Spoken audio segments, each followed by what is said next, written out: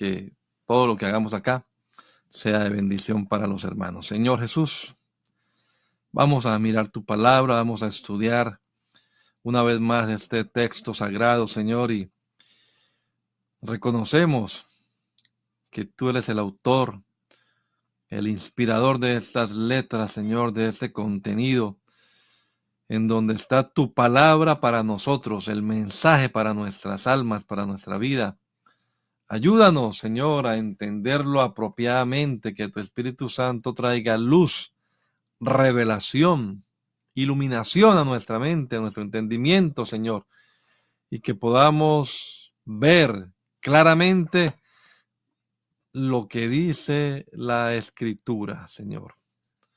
Envía tu palabra, mi Dios, especialmente a aquellas personas, a aquellos hermanos, a aquellos amigos que todavía como que están vacilando entre si deban o no ser bautizados, si esto es plan de salvación o no.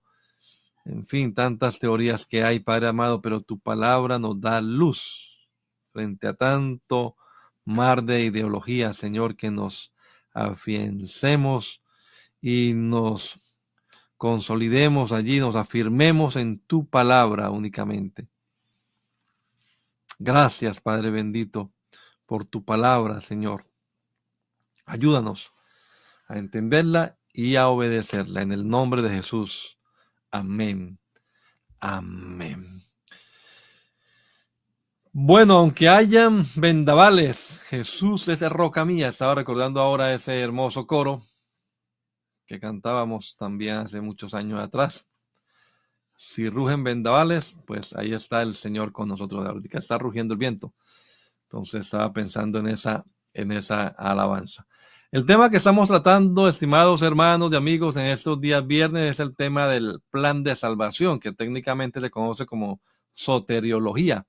La soteriología es el estudio de la salvación, del plan de salvación. Y estamos metidos en el Evangelio de Mateo y leyéndolo, yendo poco a poco. Hemos hablado acerca del problema del pecado, del Salvador.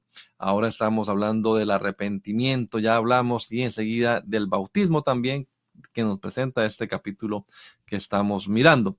Estamos en el capítulo 3 y el tema ahora es el bautismo, una palabra griega baptizo, que significa sumergir, sepultar o enterrar. Estamos viendo que eso también tiene que ver, por supuesto, con el plan de salvación. No es únicamente para que usted sea parte de un grupo o de una denominación, sino que el bautismo bíblico es para perdón de pecado. Está directamente relacionado con el asunto que nos compete, que es arreglar ese problema del pecado. Y en el capítulo 3, versículo 13 de Mateo dice: entonces Jesús vino de Galilea a Juan, al Jordán, para ser bautizado por él. Mas Juan se le oponía diciendo: yo necesito ser bautizado por ti y tú vienes a mí. Entonces veíamos que pues el Señor en su humanidad perfecta no conoció pecado, pero por nosotros fue hecho pecado, para que ustedes y yo, hermanos, que creemos en Él, seamos hechos justicia de Dios en Él. Hay varios versículos que nos recuerdan que el Señor no cometió pecado. Él fue en todo semejante a nosotros, pero el pero es, no tenía pecado. Decíamos la vez pasada, fue el postrer Adán. Santo, inocente, sin mancha, apartado de los pecadores y hecho más sublime que los mismos cielos. No hizo pecado, ni hubo engaño en su boca. Y él apareció más bien para quitar nuestros pecados, precisamente porque no hay pecado en él. Entonces, si así es la cosa, pues ¿para qué el Señor fue a ser bautizado? Pues aquí lo dijo Jesús. Deja ahora, porque así conviene que cumplamos toda justicia.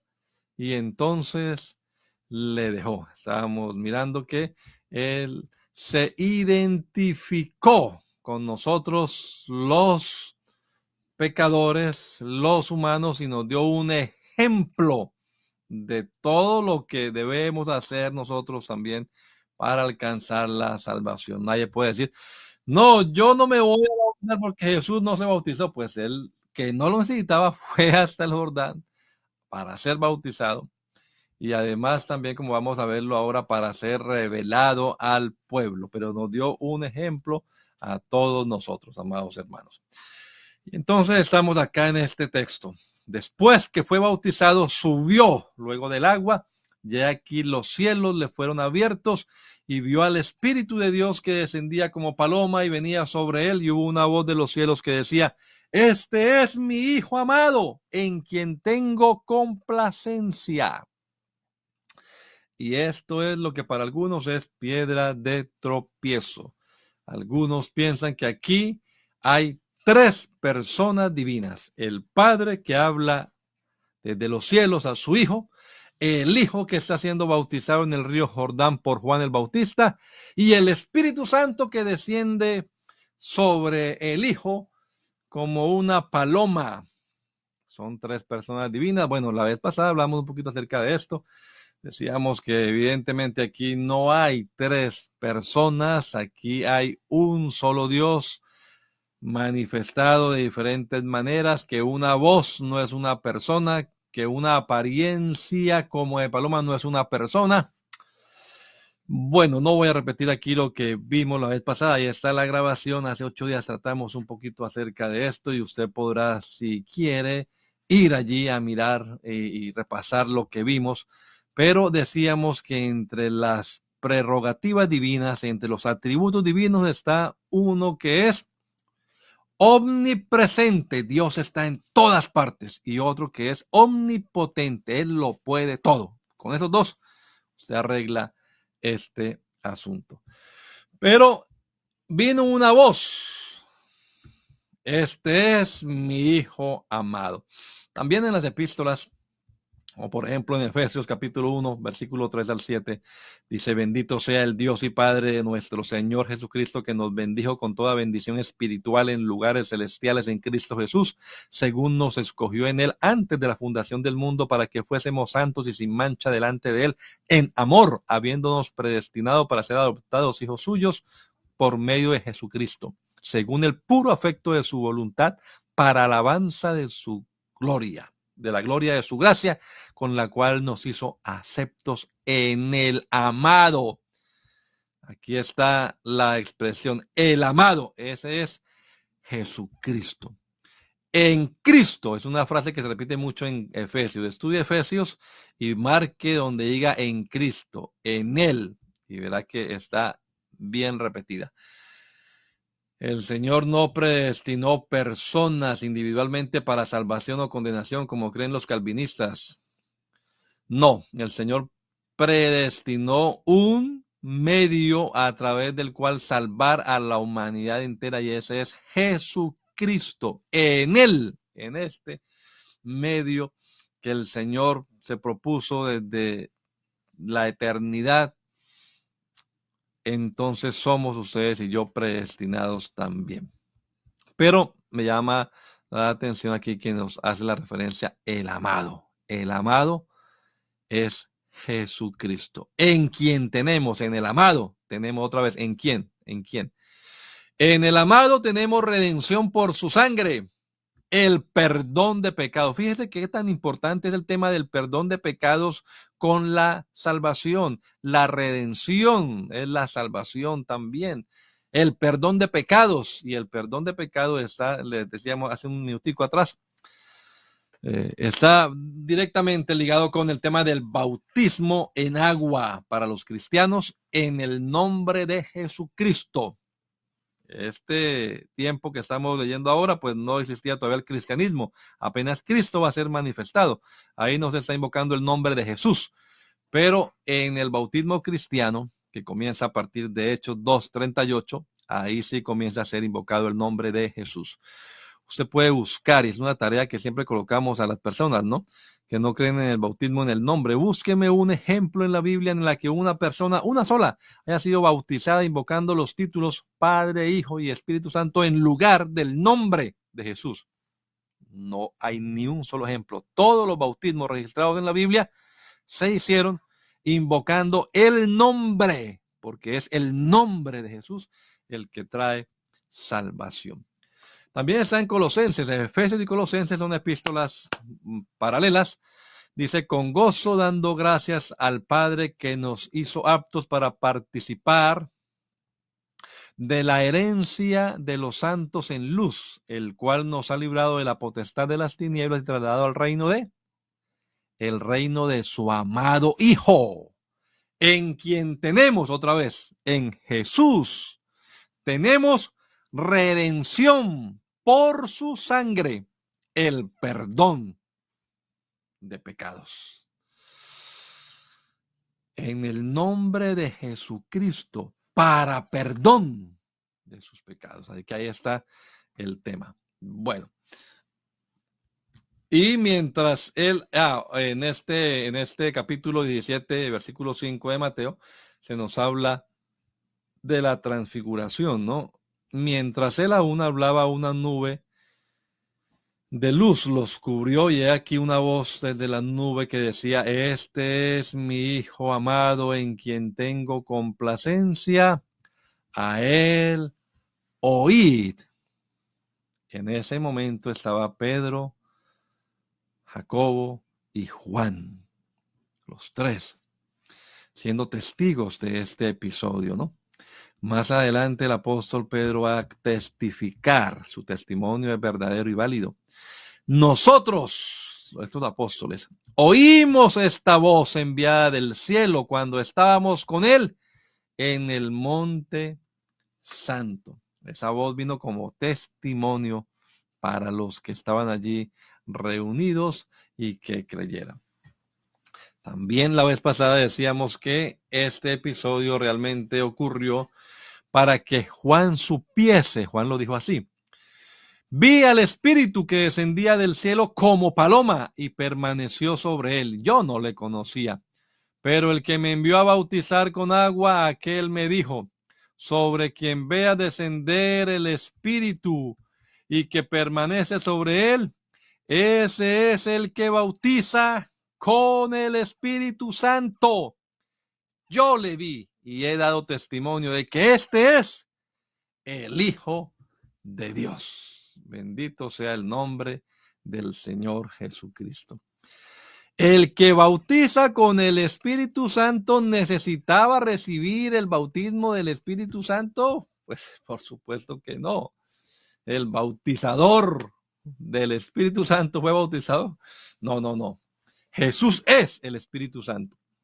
El Espíritu Santo es el mismo Espíritu de Jesús, es el mismo Espíritu de Cristo. Pero esto está en conformidad con todo lo que de él se había hablado. Recuerde que Jesús es perfectamente, es Dios sobre todas las cosas, pero también es el hombre perfecto. Jesucristo en su humanidad es el hombre perfecto. Entonces, vamos a parar acá en este episodio del bautismo en agua y del descenso del Espíritu sobre él, para aclarar algunas cuestiones respecto a esto, porque hermano, Jesús no fue bautizado con el Espíritu Santo como usted y yo somos bautizados hoy en día, con la señal inicial de hablar en otras lenguas.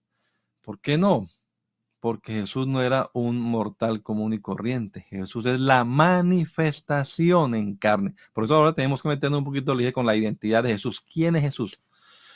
Para poder comprender bien esto, porque depende de cómo concibamos a Jesús, pues así mismo vamos a interpretar este pasaje. Pero lo importante no es tanto mi posición, mi teología, mi cristología es el tema para tratar acá, sino qué dice la palabra de Dios respecto a Jesús. Ya vamos a ir a eso, pero antes déjeme explicar un momentico esto del descenso del Espíritu Santo en forma corporal como de paloma sobre él. Que Juan dice, el que me envió a bautizar me dijo, sobre quien vea descender, ese es el que bautiza con el Espíritu Santo.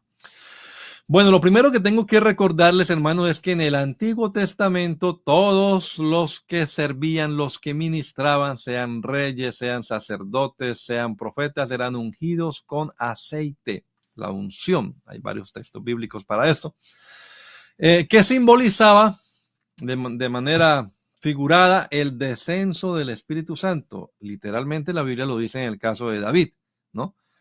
Samuel derramó sobre él el aceite y desde aquel día el Espíritu de Jehová vino sobre él, dice la palabra de Dios literalmente.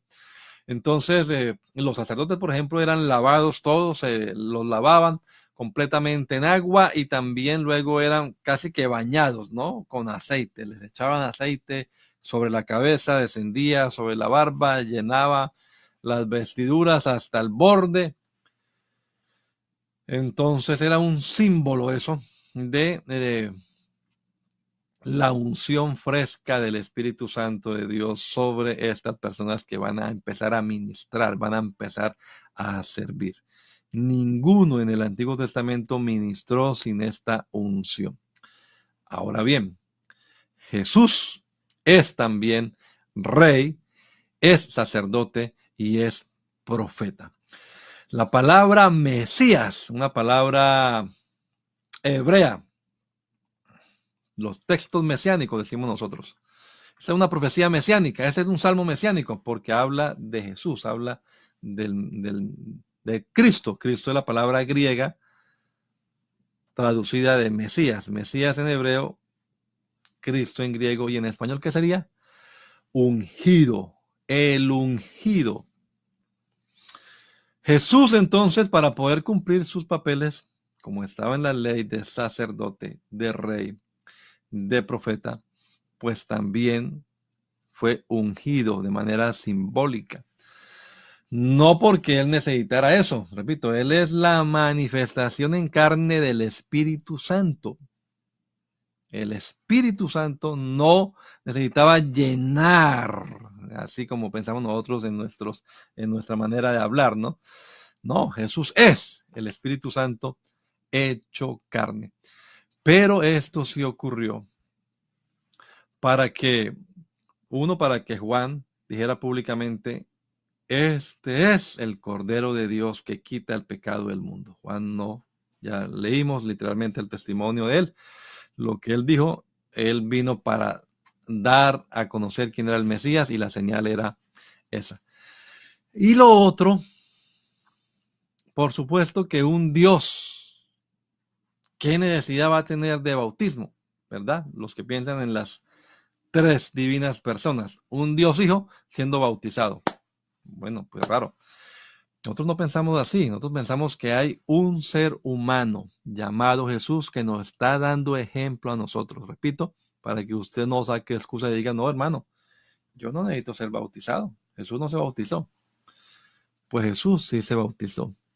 Y para iniciar, después de esto, para iniciar su ministerio público, Jesús también, de manera simbólica, de manera representativa también, fue ungido, entre comillas, por el Espíritu Santo y de ahí en adelante ejerció su ministerio público. Él no tenía pecado, así que él no necesitaba que un otro profeta menor que él, porque Juan además dijo, el que viene detrás de mí es mayor que yo, mayor que yo. Jesús dijo de Juan, ningún profeta es tan grande como Juan el Bautista, y Juan dijo que Jesús era mayor que él y que era antes que él. La vez pasada usábamos esta expresión para decir, es una prueba más de la divinidad de Cristo. Así que no, Jesús no requería que otro humano inferior a él lo ungiera, pero en cambio aquí viene una manifestación corporal y todo el mundo es testigo y se escucha una voz, físicamente oyeron la voz, ¿verdad? Y fue un testimonio para ellos. Entonces, tanto el bautismo en agua como el descenso del Espíritu Santo en forma como de paloma no se requería necesariamente para Jesús, pero Él nos dio ejemplo a usted y a mí para que no saquemos excusas y digamos, yo no necesito ser bautizado en agua, yo tampoco necesito ser ungido con él. Claro que sí necesitamos ser bautizados en agua y necesitamos también la unción fresca del Espíritu Santo para ministrar. Entonces, El pueblo escuchó la voz y ya además no fue la única vez. En el capítulo 12 de Juan también hay otro episodio en el que se escucha la voz y Jesús mismo dice, esta voz no vino por causa mía, sino por causa de ustedes, para testimonio a ustedes. Entonces mucha gente estaba presente aquí en el bautismo de Jesús porque acudían a él multitudes, dice ahí, para ser bautizados. Y en ese momento entonces todo el mundo oyó el testimonio de Juan, y vieron ese milagro, además, la voz y esa forma que parecía como una paloma y que posó sobre Jesús. Eso era para testimonio a la gente y un anuncio de que que ellos veían como un ser humano, ese es el hijo del carpintero, era más que un ser humano. Sí, era ser humano, claro que sí. Perfecto, santo, inocente, pero era más que eso.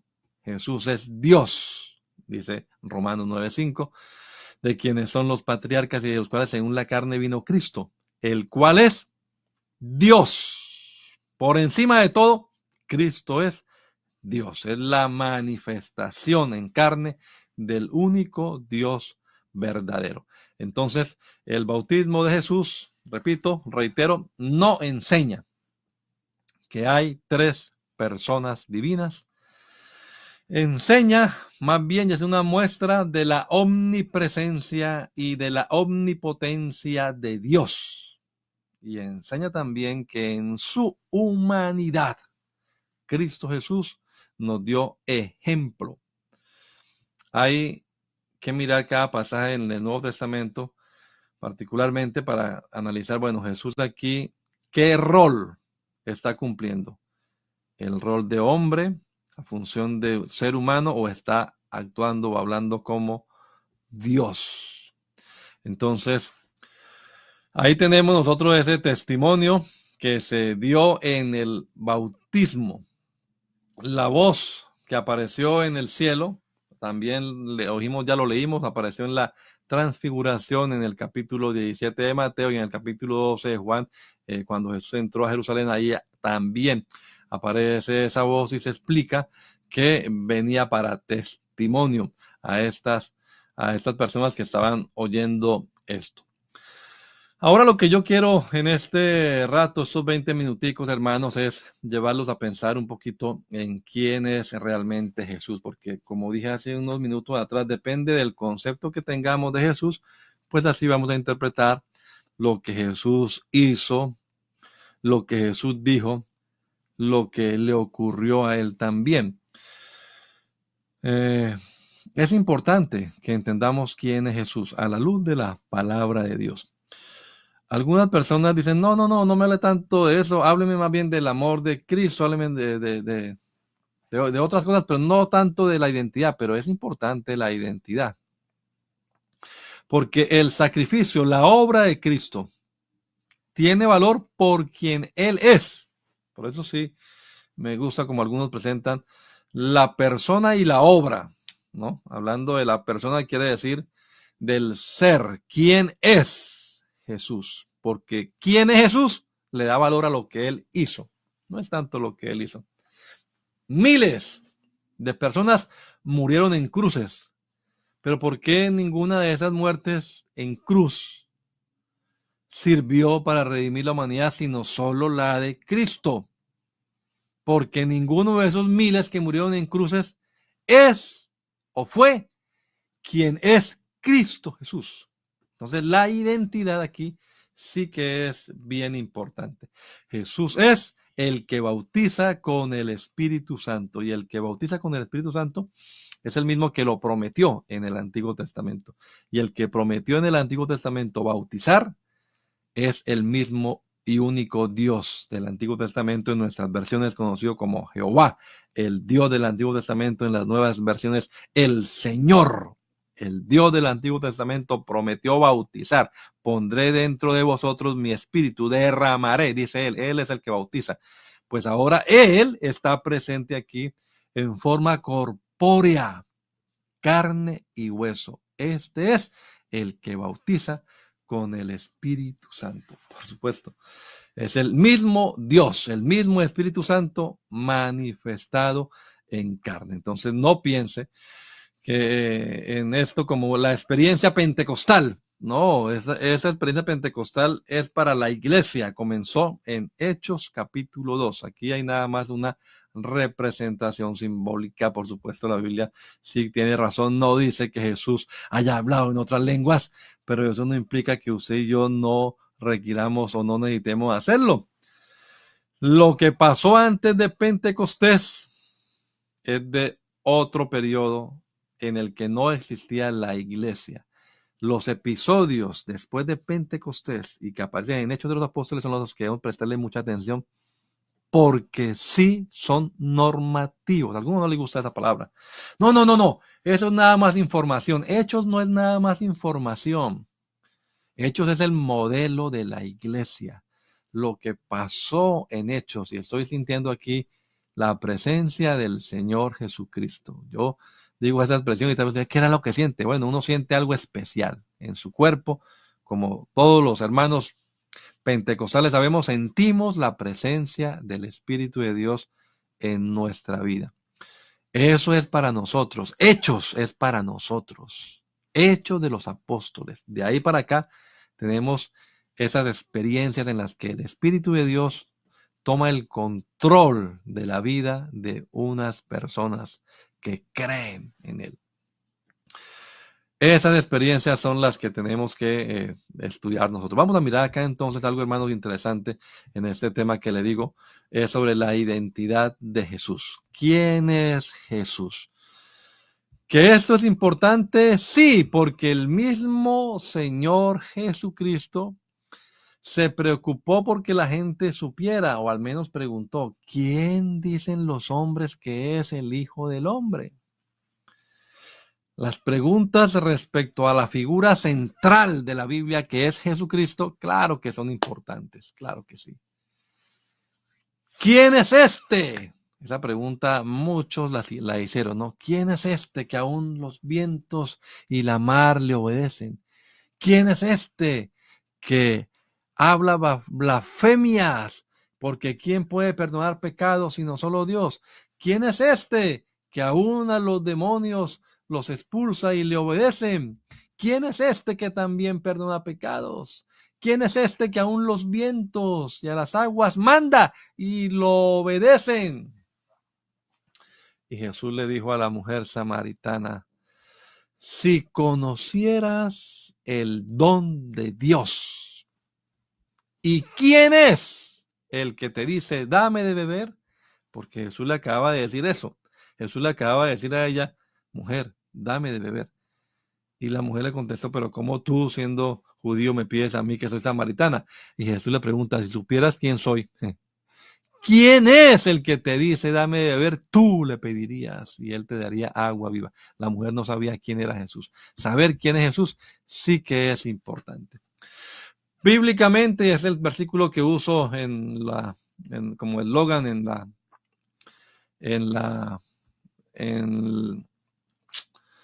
el letrero, no me da la palabra, el banner de la iglesia Pentecostal Unida Latinoamericana en Poughkeepsie, dice: Jesucristo es el verdadero Dios y la vida eterna. Primera de Juan 5:20.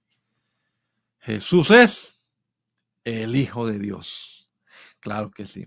Jesús es también el Hijo del Hombre. Jesús es Dios por encima de todas las cosas. Jesucristo es el verdadero Dios y la vida eterna.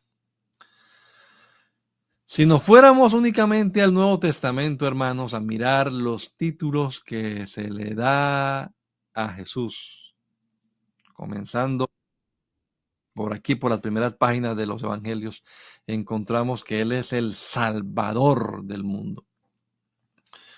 Pero me llama particularmente la atención el último libro de la Biblia. Bueno, hay muchos textos que hablan acerca de la cristología, ¿no? Colosenses, por ejemplo. La imagen del Dios invisible, el primogénito de toda creación. Él es el todo y en todos. Pero Apocalipsis, que es la revelación de Jesucristo, en Apocalipsis encontramos que Jesús es el que era y que es y que ha de venir.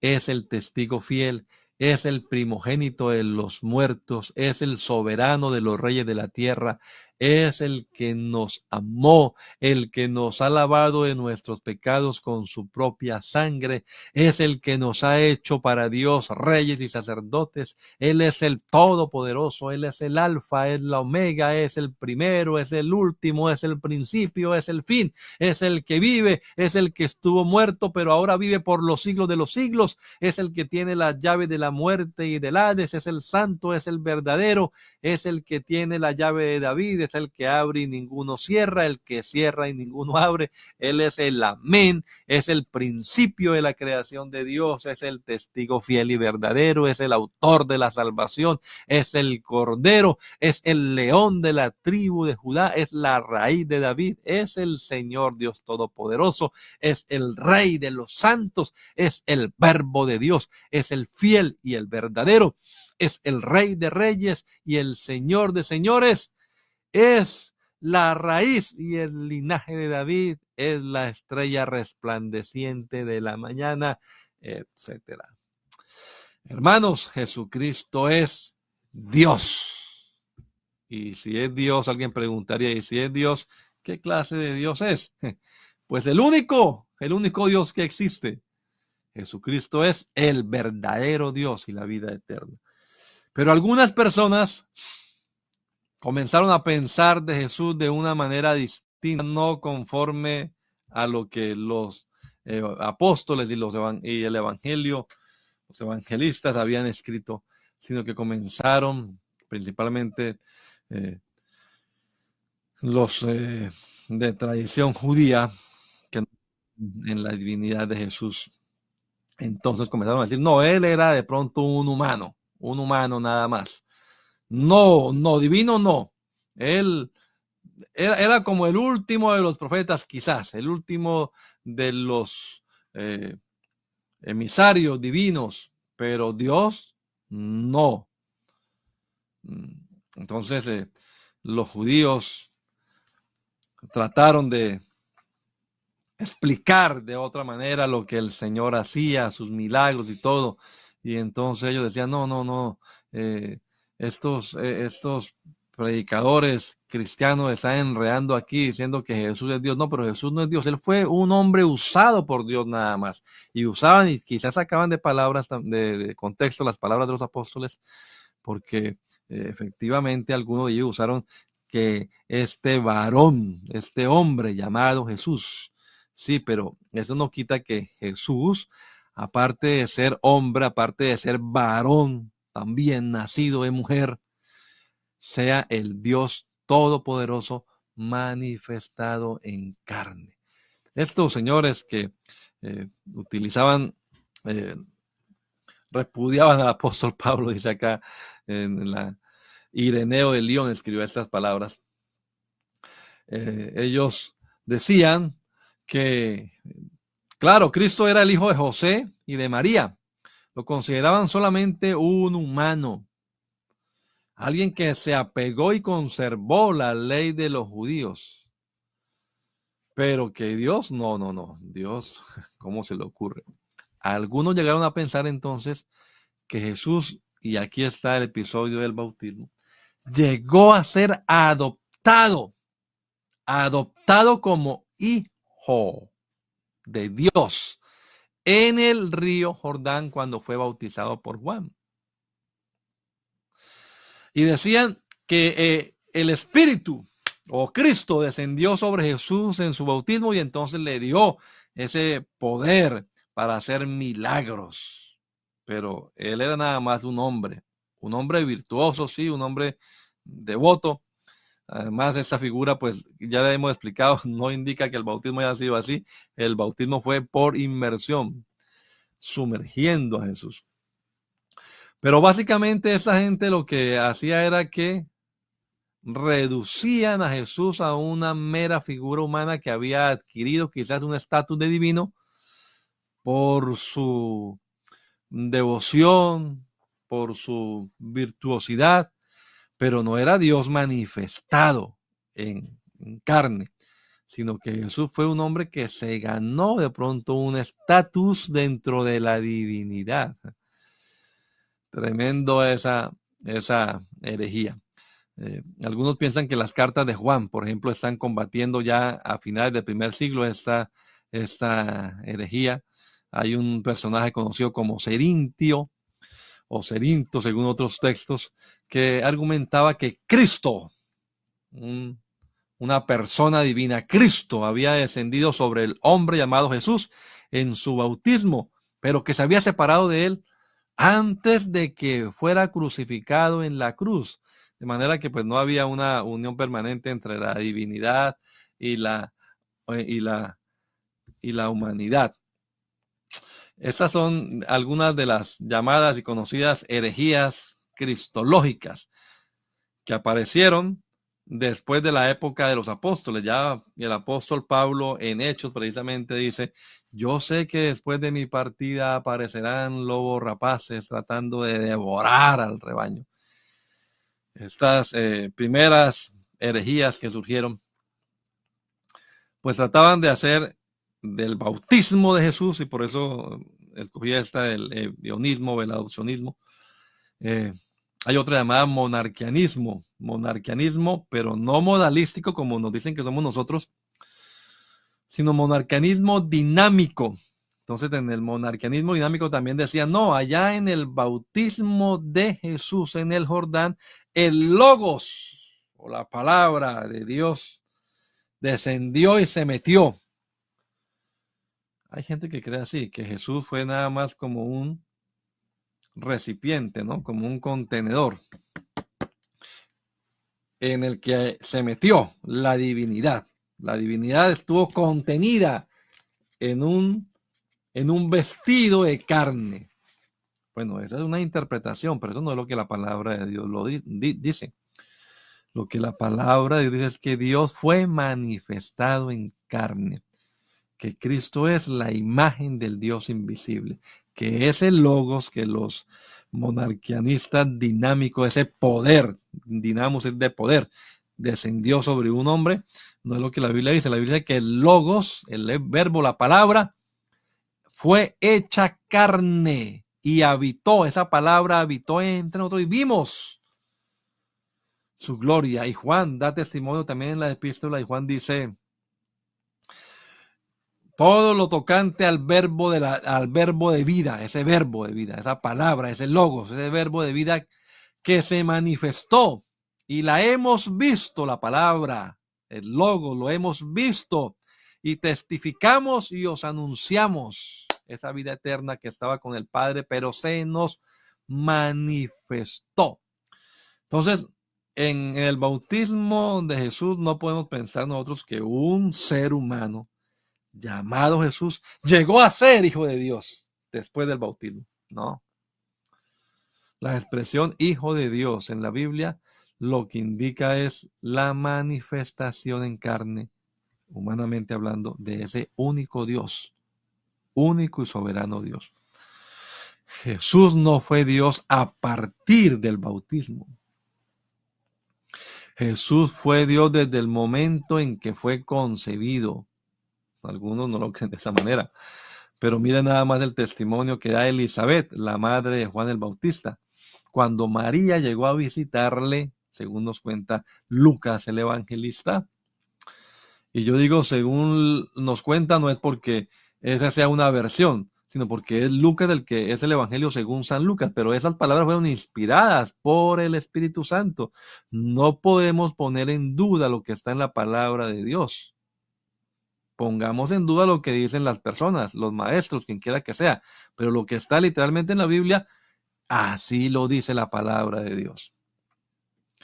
La Biblia nos cuenta que María llegó a visitar a su parienta Elizabeth. María acababa de tener la revelación de la manifestación del ángel que le había dicho: vea, el Espíritu de Dios vendrá sobre ti, por tanto el santo ser que nacerá de ti será llamado Hijo del Altísimo. Y ella dijo: bueno, pues he aquí la esclava del Señor, hágase conmigo conforme a tu palabra. Y el ángel además le había dicho: vea, para incrementar tu fe, María, la parienta tuya, Elizabeth, la que llamaban estéril, ya tiene 6 meses de embarazo. María se fue a visitar a su parienta a las montañas.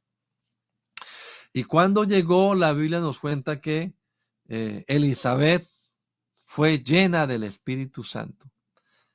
A Zacarías le habían profetizado que el niño Juan, Zacarías era el padre de Elizabeth, recuerda, el papá de Juan el Bautista, le habían profetizado el ángel que el niño Juan sería lleno desde antes de nacer, sería lleno del Espíritu Santo.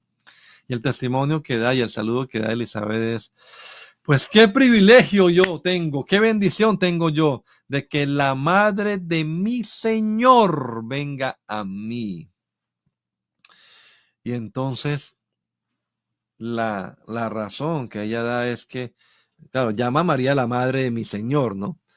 Pero dice además, es que lo que pasó, María, es que tan pronto la criatura, Juan el Bautista, que estaba en el vientre de Elizabeth, tan pronto la criatura sintió la presencia de lo que María llevaba en el vientre, no me diga que Jesús era un hombre normal hasta el bautismo, porque en el vientre de María, cuando ni siquiera se había quizás manifestado que María estaba embarazada, ya estaba la presencia del Señor allí en forma corpórea en el vientre de María. Juan el Bautista sintió esa presencia y Elizabeth fue llena del Espíritu Santo.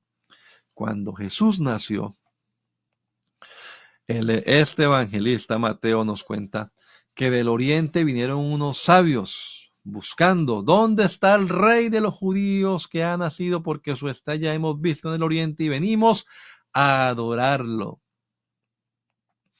Bueno, después de las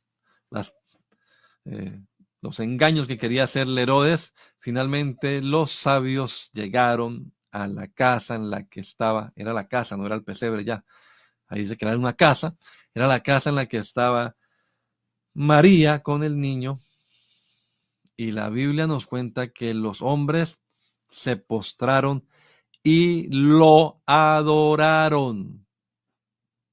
No dice la adoraron a María, sino lo adoraron al niño, lo adoraron y le ofrecieron presentes, oro, incienso y mirra. Lo adoraron. Cuando nació, Lucas nos da el testimonio, los ángeles cantaban y adoraban a Dios. Gloria a Dios en las alturas. Y hubo fiesta.